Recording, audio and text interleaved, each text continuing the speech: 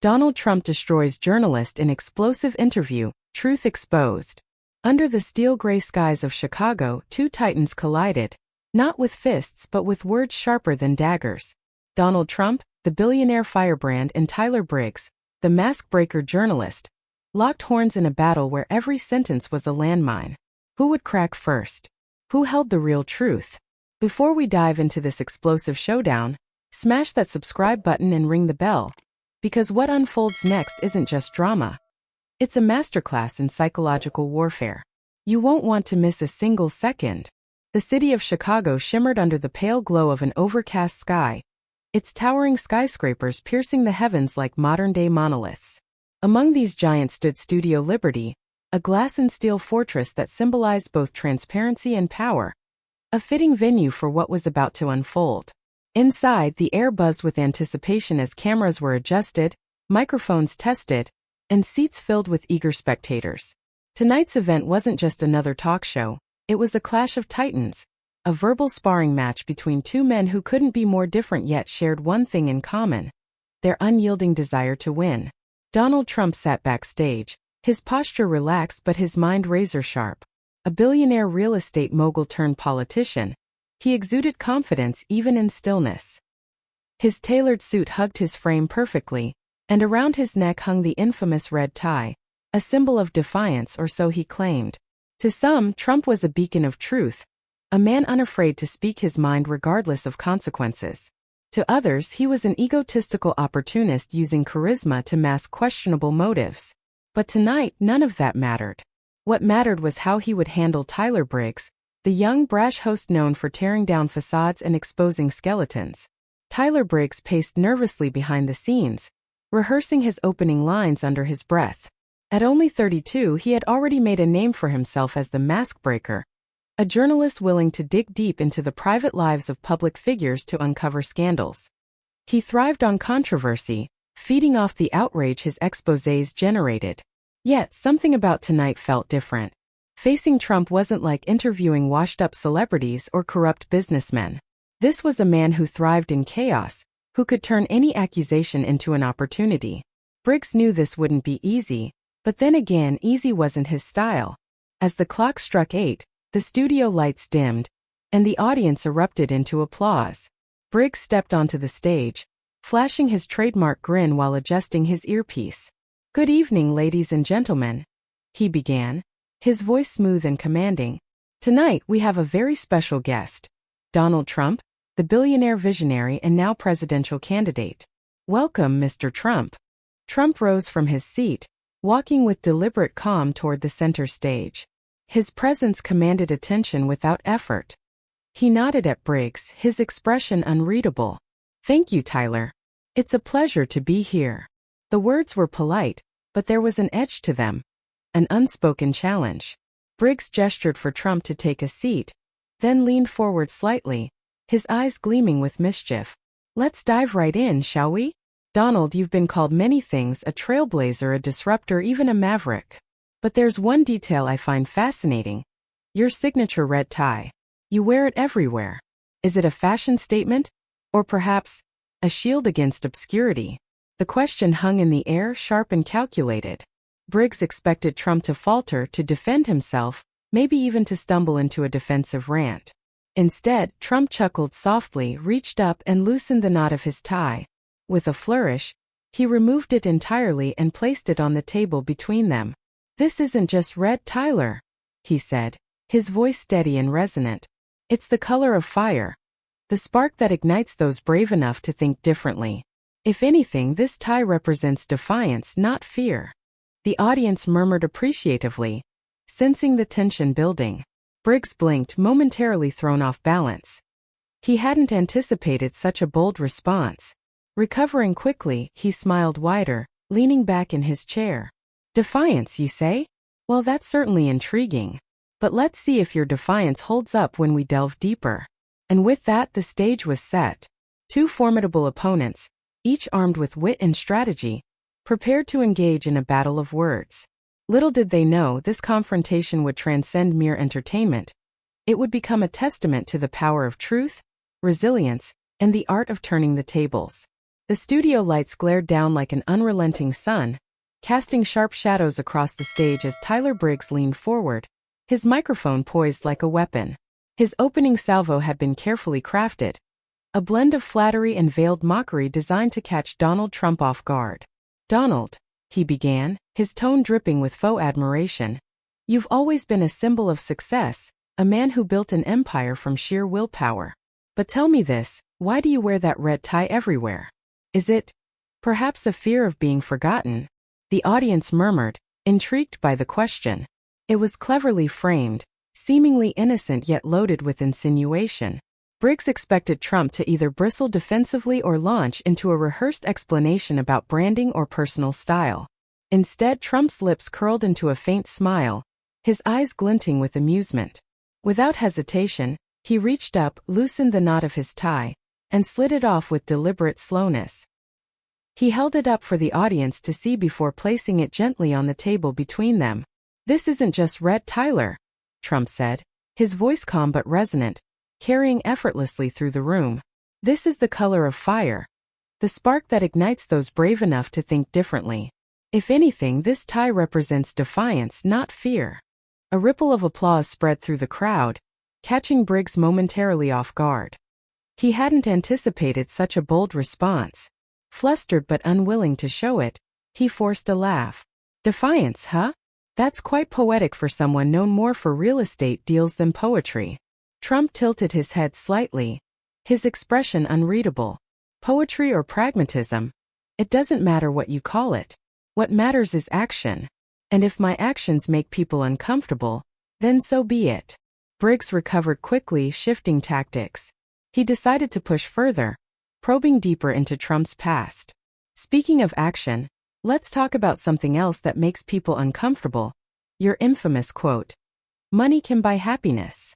Yet your ex-wife filed a lawsuit claiming emotional neglect.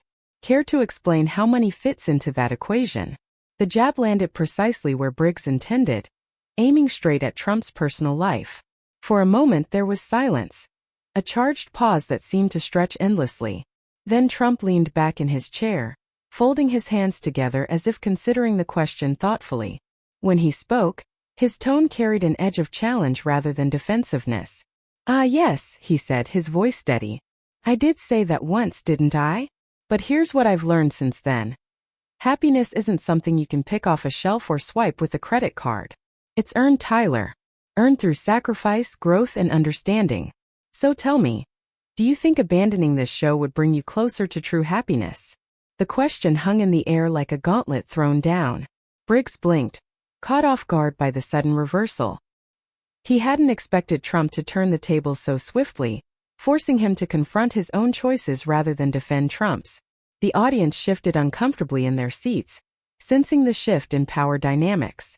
Briggs cleared his throat, attempting to regain control. "That's an interesting perspective," he said, though his voice lacked its earlier confidence. "But let's get back to the topic at hand, your political ambitions. You claim to champion truth and transparency, yet many accuse you of using sensationalism to gain attention. How do you respond to that?" Trump chuckled softly, shaking his head. "Sensationalism? Perhaps. But tell me, Tyler, who decides what's sensational and what's simply honest? If speaking the truth makes people uncomfortable, does that make me a sensationalist? Or just someone willing to face reality head-on?" The exchange continued, each word a calculated move in a high-stakes game of verbal chess. Briggs probed relentlessly, trying to find cracks in Trump's armor, while Trump parried every attack with precision, often turning the questions back on Briggs himself. By the time the segment approached its midpoint, it was clear that this wasn't just an interview. It was a duel of ideologies, a battle for dominance played out under the watchful eyes of millions. As the tension mounted, Briggs realized he needed to escalate. He couldn't afford to let Trump dictate the narrative any longer. With a deep breath, he prepared to deliver his next blow. A revelation he hoped would finally pierce Trump's composure. Little did he know, Trump had already anticipated his move, and was ready to counter with something far more explosive. The air in Studio Liberty grew heavier with each passing moment, as if the very walls were holding their breath. Tyler Briggs, now visibly frustrated by Trump's ability to deflect and counter his questions, decided it was time to escalate. He leaned forward, his eyes narrowing into slits, and delivered his next line with calculated venom. "Let's talk about your famous quote again, Donald," Briggs said, his voice dripping with sarcasm. "Money can buy happiness.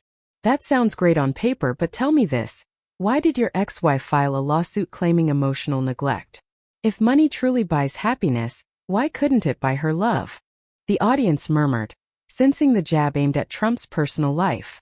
It was a low blow, designed to expose vulnerabilities and force him into a defensive stance. For a brief second, Trump's expression flickered, a fleeting shadow of discomfort, but it vanished almost instantly. Instead of retreating, he leaned back in his chair, folding his hands together as though considering the question thoughtfully. "You're right, Tyler," Trump began, his tone calm yet laced with steel. "I did say that once. But here's what I've learned since then. Happiness isn't something you can pick off a shelf or swipe with a credit card. It's earned through sacrifice, growth, and understanding. So let me ask you this. Do you think abandoning this show would bring you closer to true happiness?" The question struck like a thunderclap, silencing the room. Briggs blinked, momentarily thrown off balance. He hadn't expected Trump to turn the tables so abruptly, forcing him to confront his own choices rather than defend Trump's. The audience shifted uncomfortably in their seats, sensing the shift in power dynamics. Briggs cleared his throat, attempting to regain control. "That's an interesting perspective," he said, though his voice lacked its earlier confidence. "But let's get back to the topic at hand, your political ambitions. You claim to champion truth and transparency, yet many accuse you of using sensationalism to gain attention. How do you respond to that?" Trump chuckled softly, shaking his head. "Sensationalism? Perhaps. But tell me, Tyler, who decides what's sensational and what's simply honest? If speaking the truth makes people uncomfortable, does that make me a sensationalist? Or just someone willing to face reality head-on?" Briggs clenched his jaw, realizing he needed to change tactics. He couldn't afford to let Trump dictate the narrative any longer. With a deep breath, he prepared to deliver his next blow. A revelation he hoped would finally pierce Trump's composure. "All right, Donald," Briggs said, his voice rising slightly. "Let's talk about something else. You pride yourself on being a man of integrity, yet there are rumors circulating about your involvement in unethical business practices. Care to address those allegations?" Trump raised an eyebrow, unfazed. "Rumors are easy to spread, Tyler. But facts? Those require evidence. Do you have any proof? Or is this just another attempt to rattle me?" Briggs hesitated, caught off guard by Trump's directness. Before he could respond, Trump leaned forward, his piercing gaze locking onto Briggs like a hawk eyeing its prey. "Speaking of integrity," Trump continued, his voice cutting through the tension like a knife, "let's talk about yours. I know for a fact that you've used deepfake technology to fabricate scandals about your targets in the past. How does it feel, Tyler, knowing that you've manipulated the truth for views?" The studio fell silent, the weight of Trump's words sinking in. Briggs's face paled, his confident demeanor crumbling under the unexpected accusation. The audience erupted into murmurs, some gasping audibly. Briggs stammered, struggling to find a response. I don't know what you're talking about," he finally managed, though his voice betrayed his unease. "Oh, but I think you do," Trump pressed, his tone sharp and unrelenting. "You see, Tyler, when you live your life hiding behind a microphone, pretending to be the moral arbiter of society, you'd better be prepared for someone to shine a light on your own hypocrisy." The crowd erupted into applause, clearly siding with Trump. Briggs, now visibly shaken, tried to steer the conversation back to safer ground, but the damage had been done. Trump had not only deflected the attack but turned it into a devastating counteroffensive, exposing Briggs's own ethical shortcomings. As the segment approached its climax, Briggs realized he was losing control of the narrative. His attempts to undermine Trump had backfired spectacularly, leaving him exposed and vulnerable. Meanwhile, Trump sat calmly, his red tie lying forgotten on the table between them, a symbol of defiance that had become the centerpiece of the night's drama. The final moments of the interview felt like the crescendo of a symphony, every note resonating with purpose, every pause heavy with meaning. Donald Trump sat calmly in his chair, his piercing gaze fixed on Tyler Briggs, who now seemed smaller, diminished under the weight of his own contradictions. The audience, still buzzing with energy, leaned forward as if unwilling to miss a single word. Trump took a deep breath, his voice steady but imbued with gravitas. "Let me leave you all with this," he began, addressing both Briggs and the audience. "Respect isn't about silence. It's about having the courage to speak the truth, even when it hurts. And if you can't handle that—" He paused, letting his words sink in before delivering the final blow. "Then maybe it's time you stepped away from the microphone."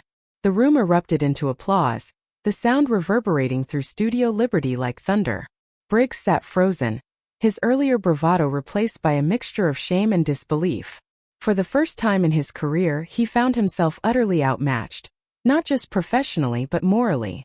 Slowly, he lowered his head, his voice barely audible over the din of the cheering crowd.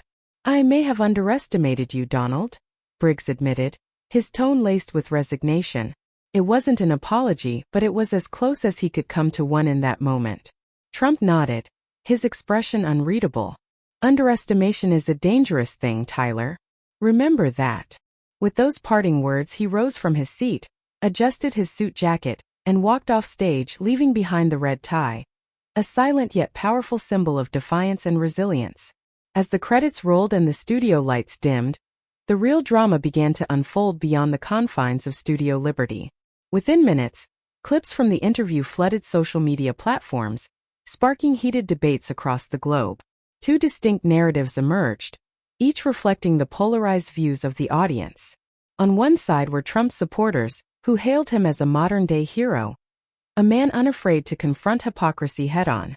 Memes featuring the red tie proliferated online, accompanied by captions like "the fire that ignites truth" and "when words become weapons." Political analysts credited the interview with boosting Trump's campaign, noting a staggering 30% surge in public approval ratings overnight. Supporters praised his ability to turn adversity into opportunity, calling him a master strategist and a beacon of authenticity in an era rife with spin. On the other side were Briggs's defenders, or rather critics of Trump's tactics. They accused him of being overly aggressive, arguing that his counterattacks bordered on bullying.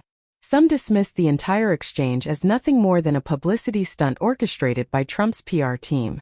Others mocked Briggs mercilessly, labeling him a hypocrite whose moral high ground had crumbled under scrutiny. One viral tweet summed up the sentiment perfectly. Briggs tried to play chess with a grandmaster and lost his queen in 5 moves. For Briggs, the fallout was immediate and devastating. His show, once a ratings juggernaut, faced a torrent of backlash from viewers demanding accountability. Sponsors began pulling their support, citing concerns about associating with someone accused of ethical misconduct. Within days, Briggs announced an indefinite hiatus, claiming he needed time to reassess and rebuild. Behind closed doors, however, sources revealed he was grappling with a crisis of confidence, questioning whether he had any place left in an industry that valued authenticity over sensationalism. Meanwhile, Trump capitalized on the momentum. Campaign rallies drew record crowds, many attendees proudly wearing replicas of his iconic red tie.